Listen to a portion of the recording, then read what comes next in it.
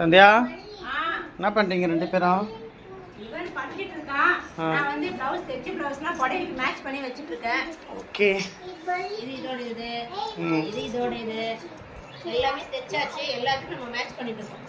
செம்மையா இருக்குல்ல ப்ளவுஸ்லாம்? ரொம்ப அழகா இருக்கு பாருங்க பார்க்கிறதுக்கு. இது அதை விட சூப்பரான ஒரு yellow with green. இது எதுக்குன்னு சொல்லுங்க? அதுக்கு தான். இது பாரு எவ்வளோ அழகா இருக்கு சார். செம்மையா இருக்கு பாருங்க. எனக்கு இந்த ப்ளவுஸ் ரொம்ப பிடிச்சிருக்கு.